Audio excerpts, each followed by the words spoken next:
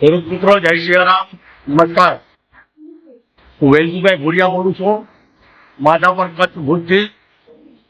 હું એક આપણે પટ દેવાનો વિષય આવે. અત્યારે નોરતા ચાલી રહ્યા છે. નોરતા પૂરા થશે તો શરદ ઋતુ ચાલુ થશે પૂનમથી, અને એ શરદ ઋતુથી આપણી ઋતુ બદલશે ખેતીની. એટલે શરદ ઋતુને કારણે આપણી નવી વાવેતર થશે, અને જે વાવેતરને આજે હું તમને બતાવું છું ખાલી પટ દેવા માટે. બિયારણ કોઈ બી હોય, દેશી બિયારણ હોય, તમારા ઘરનું હોય, તો કદાચ કંપનીનું તમારે લીધું હોય સારું બિયારણ, એ બિયારણ સાથે જે કે આપણે પડીકી આવે છે ગુલાબી કલરની, એ દવા તમારે એની અંદર ન છાંટવી. મેં મારા જિંદગીના જે અનુભવ કર્યા છે એ તમને કહું છું. અને એમાં તાંબાનો લોટો, અડધા લીટરનો તમને માપ દઉં, અડધા લીટરનો તાંબાનો લોટો હોય, એમાં 4-5 દી પહેલા આપણે છાશ નાખી દેવાની. તમારું બીજ વધુ હોય તો એ પ્રમાણે લેવાનું, પણ એ બીજને પલાળવા માટે તમારે એ છાશને અંદર ખાટી છાશ થઈ જશે, અને તાંબાની લોટાની જે કસ છે એ બધો છાશમાં આવી જશે, અને એટલી બધી કામ કરશે નહીં. એની સાથે તમારું બિયારણ જ્યારે આપણું હોય તો બિયારણનું પટ એને દેજો. એના દાણા ભીના કરવાના.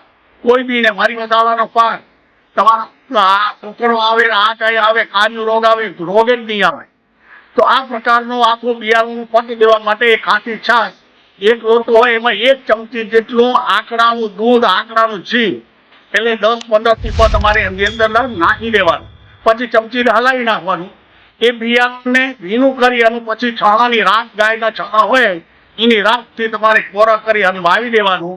તો તમારે ડીએપી કોઈ નાખવાની જરૂર પડશે નહીં. અને એટલી બધી તાકાત છે કે જે મેં ડુંગળીના રોપમાં ટ્રાય કરી લીધું છે, બીજામાં ઘણું ટ્રાય કરી છે. ડુંગળીનો કાળા દાણા છે એને અમે કારાળો કહી પછીની અંદર, કારાળો એટલે ડુંગળીનો બીજ. અને એમાં ડુંગળીનો બીજ જે છે એ 4 દિવસમાં ઉગી જાય, આ તમે પટ દો એટલે, અને બાકીના અઠવાડિયે 9 દિવસ લાગે. તો આ પ્રકારે એમાં એટલી બધી તાકાત ભરાઈ જાય છે, અને એ તમારો છોડ એક તંદુરસ્ત, એમાં જમીનની ફૂગ નહીં લાગે, એટલું જ નહીં, દાણા કોઈ કીડી મકોડી વીણશે નહીં, અને એ તંદુરસ્ત ઉગશે. અને એ ઉગ્યા બાદ કોઈ બી પાકને આપણે જે તે હોય એને દૂધ ગોળનો માવો જે વિષય છે એ તમને બધાને ખબર છે. તો એક વખત દૂધ, ગોળ, ગૌમૂત્ર અને છાણાની રાખ આ પ્રકારે તમારે છાંટી દેવાની. તમારે જુઓ તમારો મોણ કેવો થાય. કોઈ બી પાક હોય એની અંદર તમે આવી રીતે નાખજો. અને હું આ વિષય માટે બપોરે 3 થી 6 હું તમને ફોનમાંથી મળી શકું છું. મારા નંબર છે વેલજીભાઈ ભુડિયા, 9426941112. અને આ પ્રકારે તમારી કોઈ બી બિયારણ, શાકભાજી હોય, કપાસ હોય, એરંડા હોય, જીરું મસાલા પાક હોય, કોઈ બી પાકને તમે આ રીતે પટ દેજો. જય સિયારામ, નમસ્કાર. મારું નામ ધીરુભાઈ અમીપરા, ગામ વિમલનગર, તાલુકો જામકંડોળ, જિલ્લો રાજકોટ. આ ડુંગળી 60 દિવસની થઈ છે. આ ડુંગળી વાવેતર સમયે વેલજી બાપાને મેં પૂછ્યું, અથવા તો હું તો પટ તો મારું જ છું, ગાયની છાશ ખાટી અને છાણાની રાખમાં રોરીને. પણ આ વર્ષે વેલજી બાપા કે તમે નવો ખતરો કરો કે આકડાનું શીર નાખો એમાં. એટલે કે છાશમાં આકડાનું શીર નાખ્યું 1 ચમચી, અને 2 લીટર છાશ નાખી, અને પછી બિયારણને પટ મારી અને ગાયના છાણાની રાખમાં રોરી અને વાવેતર કર્યું.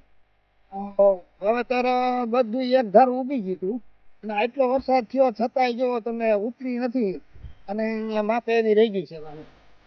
પછી જ્યારે ટ્રીટમેન્ટની જરૂર પડે ને વેલજી બાપાને હું ફોન કરું એટલે એ વળી પાછું મને એમ કે આ ટ્રીટમેન્ટ કરી નાખો. આમ તો કે રસાયણ મુક્ત ખેતી તો ઝેર મુક્ત ખેતી તો કરી શકતા